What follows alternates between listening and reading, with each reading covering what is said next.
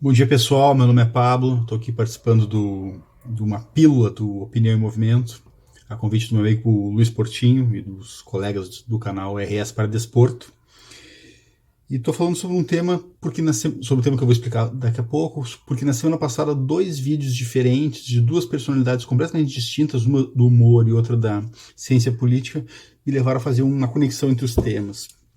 A personalidade do humor é o José Simão, colunista da Folha de São Paulo, colunista da Band News, Rádio Band News. Ele brincou, né, que uma amiga dele teria mandado uma mensagem para ele perguntando: Simão, eu não postei uma foto minha tomando a primeira dose da vacina.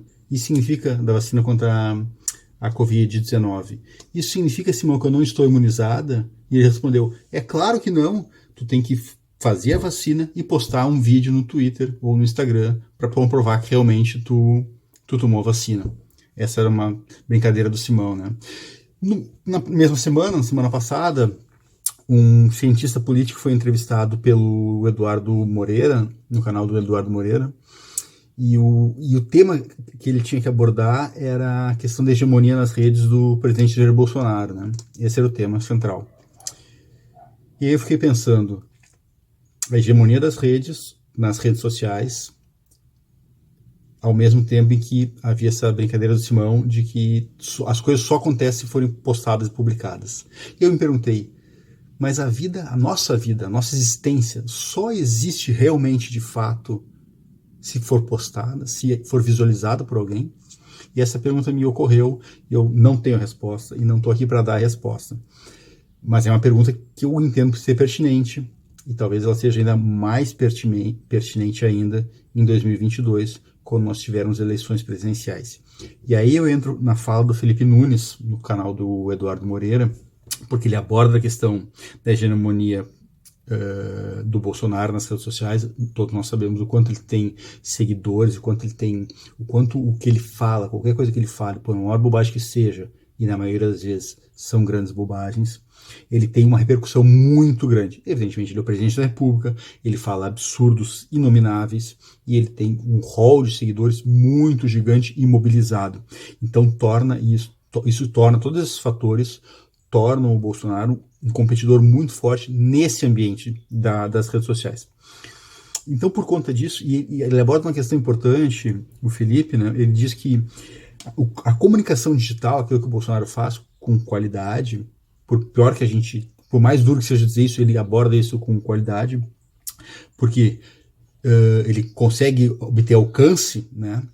Porque a questão da comunicação digital não diz respeito exclusivamente ao conteúdo, mas também diz respeito aos algoritmos. E são esses algoritmos que muitas vezes impulsionam o Bolsonaro e as barbaridades que ele diz, ele e seus seguidores, e o tornam ainda mais torna ainda mais forte o peso da sua mensagem. Então ele comenta, além disso, o cientista social, do índice de popularidade do Bolsonaro, que é crescente, que é grande e crescente, e que sofreu uma pequena interrupção de crescimento no início desse ano, quando o STF definiu, por obviedade absoluta do ponto de vista jurídico, que o juiz Sérgio Moro era um juiz suspeito e não poderia ter julgado como julgou o Luiz Inácio Lula da Silva, e tornou o Lula um candidato pleno potencial para concorrer à presidência da República em 2022. Então, nesse rápido momento da trajetória nacional, nesse período recente, o Lula cresceu e o Bolsonaro diminuiu um pouquinho, mas logo a seguir o Lula partiu para uma outra estratégia, que era uma estratégia de combate, de contato político físico, pessoal, através de imagem com outros políticos, outros atores políticos, para formar uma coalizão, e o Bolsonaro voltou, depois desse rápido recuo do Lula, se afastando um pouco das redes sociais, o Bolsonaro voltou a ser predominante, muito forte, com muito engajamento. Então é importante observar que a questão da estratégia política, da estratégia digital na eleição de 2022, na eleição que se avizinha, falta um pouco mais de um ano e 4 meses aproximadamente, se for realmente em outubro, ela é muito importante, é um ambiente decisivo para a escolha do presidente.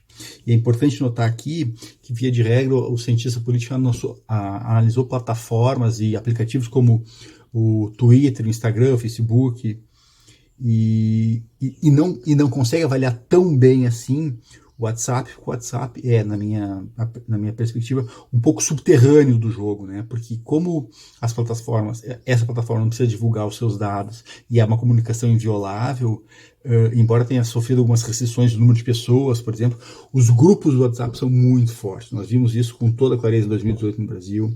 Vimos isso menos nos Estados Unidos, porque nos Estados Unidos o WhatsApp não é tão utilizado, mas outras plataformas são utilizadas com esse viés da propaganda, da fake news, que garantiu a eleição do Trump em 2016, que foi decisivo no Brexit no mesmo ano, no ano anterior, na Grã-Bretanha e tal.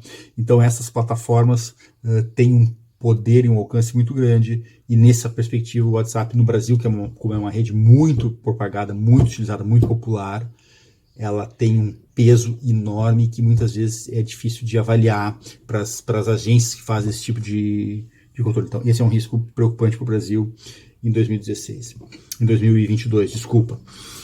Então, nesse sentido, eu acho que é importante a gente prestar atenção no que diz aí no Felipe Nunes, quando ele aborda o seguinte: uma eleição em que o presidente da República ou qualquer outro ocupante de cargo executivo concorre à reeleição é, em síntese, uma eleição que se trata de continuidade ou mudança. É disso que se trata. Se as pessoas vão querer continuar a sua vida como está, se elas estão bem felizes, ou se elas vão mudar porque elas querem uma perspectiva de melhorar suas vidas. E nesse sentido, o Felipe Nunes aborda uma questão muito importante. Isso é surpreendente, é triste dizer isso, mas ele aborda essa questão com números, né? A popularidade do Bolsonaro não diminui nas redes sociais com o aumento do número de mortes por Covid-19. Isso é assustador, é chocante e revela muito menos sobre ele, muito mais sobre o Brasil, sobre cada um de nós. Então, a popularidade dele não diminui.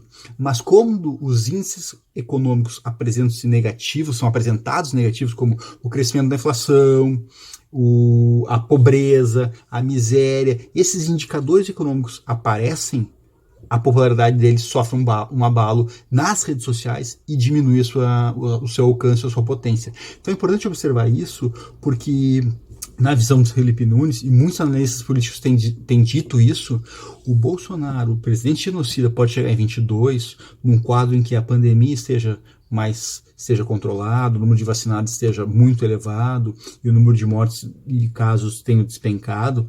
A gente torce por isso, evidentemente, que isso aconteça o quanto antes, mas com esse governo é pouco provável que aconteça. Então, nesse cenário, em que 2022 a pandemia vai ficar um pouco como uma lembrança inapagável, mas uma lembrança, e os indicadores econômicos podem estar favorecendo o governo Bolsonaro, ele pode se tornar um candidato competitivo e pode, valendo-se dessa qualidade de comunicação que ele tem de alcançar muitas pessoas e tocar nas pessoas e muitas vezes mentir e convencer com a mentira, ele tem o potencial de chegar a um candidato em 2022 muito forte ainda. Isso é assustador, isso é absolutamente assustador. É claro que o que eu estou falando aqui não é novidade, não tem novidade aqui, eu não sou especialista na área, mas também não é novidade o racismo, também não é novidade a fome, também não é novidade a discriminação, o capacitismo, que é um tema que toca diretamente as pessoas com deficiência. Esses temas também não são novidades, estão aí há séculos, há anos, há décadas, mas precisam ser falados, precisam ser tratados. Vale o mesmo para a questão da popularidade na rede do Jair Bolsonaro, vale a mesma o argumento em relação à hegemonia nas redes. Disputar espaço nas redes sociais é fundamental, é determinante para que a gente, e aqui eu não trato do campo progressista, do campo democrático, eu não estou falando de campo democrático, campo progressista, eu estou falando aqui das pessoas que se opõem ao genocídio. Quer dizer, me parece, e essa é a minha leitura, que a eleição de 22 se trata de o genocida contra o resto. É disso que se trata. 2022, essa decisão o Brasil vai ter que tomar. Se ele apoia e reelege um presidente genocida que fez tudo o que pôde e o que não pôde, tudo que esteve ao seu alcance para matar mais e mais pessoas ao longo desde março de 2020, quando a pandemia eclodiu mais fortemente no mundo, Ele fez tudo que pôde e continua fazendo. Vocês viram ontem uma imagem dele num estado do Nordeste, tirando a máscara de uma criança que ele pegou no colo. Observem, atentem para o escândalo que é essa imagem. Ele tira uma criança vulnerável que está no seu colo, sob sua proteção, portanto, e ele retira a máscara da criança.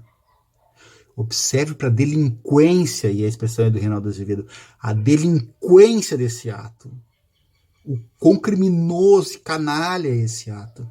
E ele vai chegar em 2022 ainda com força para competir e talvez chegar ao segundo turno e talvez, quem sabe, até vencer a eleição, seja qual adversário chegue com ele, né? Então, para concluir, o ambiente das redes sociais é um ambiente muito importante.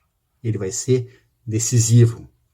E aqui eu não estou dizendo que só ele será decisivo. Nós vimos em 29 de junho, recentemente, as manifestações populares, as pessoas indo na rua, em todos os estados da federação, protestar e gritar fora genocídio. Nós queremos vacina, nós queremos alimentação, nós queremos emprego e moradia.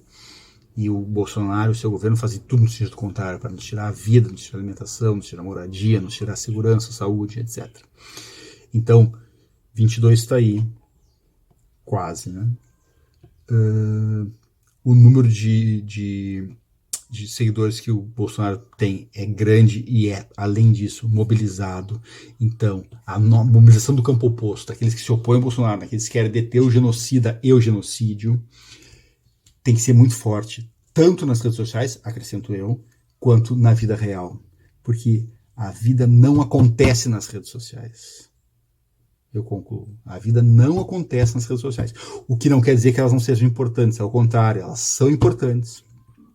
E nós, aqueles todos e todas, que nos opomos ao genocídio que está sendo cometido no Brasil há bastante tempo.